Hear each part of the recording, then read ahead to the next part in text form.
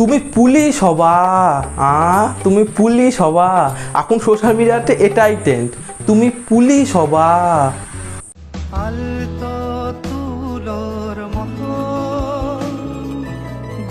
যে আজকে আমাদের নায়ক অঙ্কিত ঘোষ, এই অঙ্কিত ঘোষের যখন পুলিশের চাকরি পায় তখন সবাই অবাক হয়েছিল যে এত কম বয়সে কীভাবে একটা সরকারি চাকরি পেলো, তারপর পুলিশের চাকরির মতো একটা চাকরি। কিন্তু তারপর সবাই মেনে নিয়েছিল না, পড়াশোনা করেছে, পেতেই পারে। কিন্তু যখন তারা 1 বছর পর এটা শুনতে পেলো যে 1 বছর ধরে টোটালটা নাটক করে যাচ্ছে, সবার মাথায় টুপি পরে আসছে, তখন তাদের মনে কি ব্যথাটা লেগেছে, যা ওদের প্রতিবেশীরা যারা একসময় ওকে দিকে জ্বলেছিল তার এখন যে কী মজা পাচ্ছে, তাদেরকে কেউ মানে ওরাই বুঝতে পারবে। যারা একসময় যখন এই অঙ্কিত ঘোষ বলতে পুলিশের চাকরি পেয়েছি, তখন ওর প্রতিবেশী, আত্মীয় স্বজন, বন্ধু বান্ধব যখন যা জ্বলিছে, মানে তারা তারা তারা এখন হচ্ছে সুখে সুখ, তাদের এখন তাদের দিন, তারা যে কীভাবে যেদিকে টোল করছে তা বলার নাই।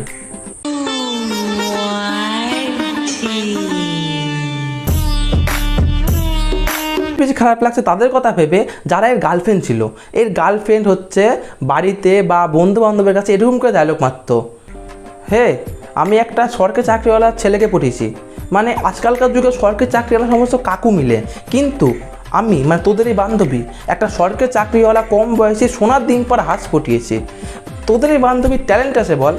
এরকম বাড়িতে বলতো, বাবা মা তোমরা আমার জন্য আর ব্যবসা করার ছেলেকে দেখা দরকার নাই, তোমার এই মেয়ে একটা সরকারি চাকরিওয়ালা মুরগি পটিয়েছে, শুধু তোমরা কষ্ট করে একটু জমি জায়গা বিক্রি করে আমাদের বিয়ের ব্যবস্থাটা করো। তারপর ওই বাড়ি থেকে এই বাড়িতে টাকাই করে আনতে হয়, তোমার মেয়ে ভালো করেই জানে।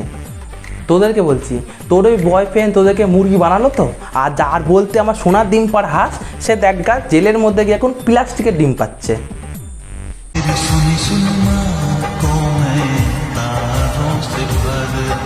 অঙ্কিতকে আমার তরফ থেকে অনেক ধন্যবাদ জানাচ্ছি, কারণ এই অঙ্কিত 1 বছর ধরে সরকারকে ফ্রিতে সার্ভিস দিয়ে গেছে। কিন্তু আমার এই অঙ্কিতের কাছে আবার একটাই কোশ্চেন, তুই বাড়িতে স্যালারি কী করে পাঠাতি? না সবই ঠিক আছে, কিন্তু এর কমেন্ট বক্সে সেই সমস্ত কমেন্টগুলো খুঁজে পাচ্ছি না যেখানে লেখা থাকতো আমি তোমাকে দেখে প্রেমে পড়ে গেলাম, আমি তোমাকে দেখে কাজ খেলাম, তারপরে আই লাভ ইউ, তুমি কি আমাকে বিয়ে করবে, আই লাভ ইউ বাবু। সেই সমস্ত কমেন্টগুলো আমি কমেন্ট বক্সে খুঁজে পাচ্ছি না। মানে যখনই এই নিউজটা পেয়েছে যে এই ছেলেটা ফেক, এতদিন ধরে ফেকভাবে মানে ফেক সব কিছু করেছে, তখন যারা এই সমস্ত কমেন্ট করেছে সব মান সম্মান বাঁচিয়ে সব আগে ভাগে সব ডিলিট করে দিয়েছে। মানে যখনই জানতে পারলো যে এই ফেক, তখনই গিয়ে আগে নিজের কমেন্টগুলোকে ডিলিট করেছে, যেন আর ওদেরকে আমরা খুঁজে না পাই। আমি একে নিয়ে রোস্ট করার আগে আমি তাদেরকে নিয়ে আগে রোস্ট করতাম যারা এই সমস্ত কমেন্ট করতো, ইস তোমাকে দেখে আমি কাজ খেয়ে গেলাম, আমি কী করছো, আমি তো তোমাকে দেখে প্রেমে পড়ে যাচ্ছি।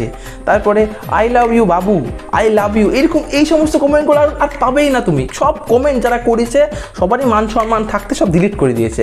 মানে তাদেরকে যদি আমি পেতাম তো তাদেরকে আমি আগে রোস্ট করতাম, তাদেরকে রোস্ট করার পর যদি শরীরে জ্বালা আমার না মিটতো তাহলে আমি এই অঙ্কিত ঘোষকে রোস্ট করতাম। কিন্তু তাদেরকে তো আমি কোনো মানে অস্তিত্ব খুঁজে পাচ্ছি না। আমার তোর কাছে এটাই লাস্ট কোশ্চেন, এটাই লাস্ট, এরপর আর কোনো কোশ্চেন করবো না। এই কোশ্চেনটা হচ্ছে, এই যে ইউনিফর্মগুলো কোথা থেকে অর্ডার করেছিস? ফ্লিপকার্ট, অ্যামাজন নাকি মেশো? কোথা থেকে এই মানে প্ল্যাটফর্ম, কোন প্ল্যাটফর্ম থেকে এই মানে এই যে ইউনিফর্মগুলো অর্ডার করেছিস? এটা হচ্ছে 1 নম্বর কোশ্চেন। আর একটা মানে যদি তুই কোনোদিন জেল থেকে ছাড়া পেয়ে আমার এই ভিডিওটা দেখিস তাহলে আমার এই দুটো কোশ্চেনের অ্যান্সার দিবি, মানে যদি দিতে পারিস তো দিবি, আমার কমেন্ট বক্স ওর জন্য সবসময় খোলা আছে।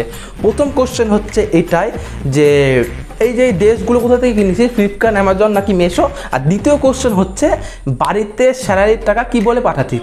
মানে বাড়িতে যে স্যালারি মানে বাড়িতে টাকা পাঠাতে হতো, সে বাড়িতে স্যালারির টাকা কোথা থেকে পাঠাতি? সে গার্লফ্রেন্ডের কাছ থেকে নিয়ে, নাকি কি রাস্তাতে কোনো একটা ফেক পুলিশ মানে ফেক পুলিশে যে ফেক কোনো একটা গাড়ি ধরতি বা তাকে মানে হুমকি দিতি যে আমি ফাইন করে দেবো, আমাকে তোমাকে 2000 টাকা ফাইন করবো, ভালো চাইছি 500 টাকা দিয়ে চলে যাও, নাহলে তোমাকে 2000 টাকা ফাইন করবো, এরকম করে কি বাড়িতে টাকা পাঠাতি? নাকি কোনো গার্লফ্রেন্ডের কাছ থেকে, হ্যালো বাবু মাসের শেষ, আমার কাছে টাকা নাই, একটু আমাকে সাপোর্ট করো, 5000 টাকার মতো দিলে খুব ভালো হতো, তোমারই তো বর আমি, একটা মাত্র বর, এখন 5000 টাকা দাও, সারা জীবন তোমাকে আমি মাসে মাসে 50,000 টাকা দিয়ে যাবো, ঘুষের টাকা। যাই হোক, এরকম করে গার্লফ্রেন্ডের কাছে টাকা নিতি, নাকি কোনো মানে কীভাবে বাইরে টাকা পাঠাতি? যদি জেল থেকে বেরিয়ে আমার এই ভিডিওটা দেখিস তাহলে আমার এই দুটো কোশ্চেনের অ্যান্সার দিয়ে যাস প্লিজ।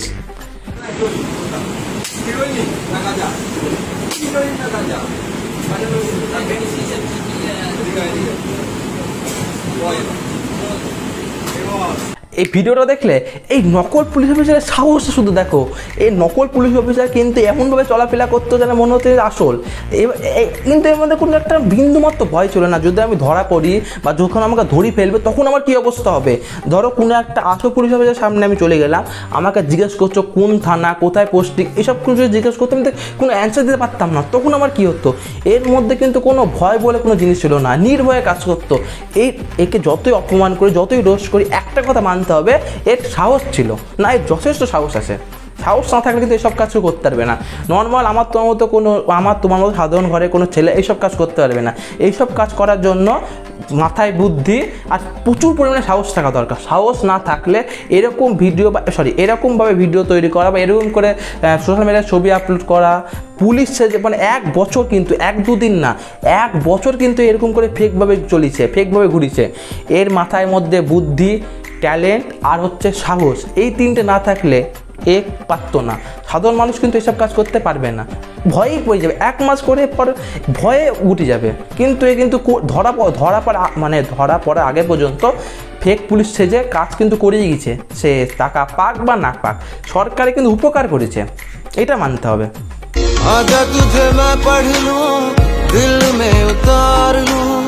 আরে অঙ্কিত ঘোষ যখন জেল থেকে বেরিয়ে শখের প্রোফাইলটা একবার দেখবে, তখনই বুঝতে পারবে যে মানে আমি যেটা চেয়েছিলাম ভাইরাল হতে, সেটা আমি হতে পেরেছি, না আমি ভাইরাল হয়েছি।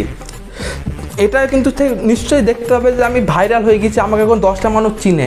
এর প্রোফাইলটা পুরো লোড হয়ে গেছে ট্যাগে, একে এত পরিমাণ মানুষ ট্যাগ করেছে, এর প্রোফাইলে ঢুকে আমি এর ভিডিওই খুঁজে পাচ্ছি না, শুধু যাকে ট্যাগ করি সেই সমস্ত ভিডিও খুঁজে পেয়েছি। এ যখন তার প্রোফাইলটা একবার খুলবে না, এ বুঝতে পেরে যাবে যে আমাকে পশ্চিমবঙ্গের মানুষ কীভাবে চিঠিছে। মানে তারা জানে তো পশ্চিমবঙ্গ যেটা শুরু করে সেটা আদা গুড় খেয়ে লাগে, মানে একে ভালো পরিমাণ দিয়েছে। চলো আজকে আমার ভিডিওটা আমি এখানে শেষ করছি। ভিডিও শেষ করার আগে শুধুমাত্র এটাই বলবো যে এই ভিডিও শুধুমাত্র এন্টারটেনমেন্ট পারপাসের জন্য বলা হয়েছে, কাউকে পার্সোনালি নিও না, পুলিশকে বা গার্লফ্রেন্ডকে বা কাউকে অপমান করার জন্য বলা হয়নি, সবই এন্টারটেনমেন্ট পারপাসের জন্য নেওয়া হয়েছে। ভিডিওটা দেখো, মজা নাও, আর ভালো লাগলে like, comment, share and subscribe করে দিও। আর হ্যাঁ, যা বলার কমেন্টে বলো, তোমাদের জন্য কমেন্ট বক্স খোলা আছে। তো টাটা, দেখা হচ্ছে নেক্সট ভিডিওতে।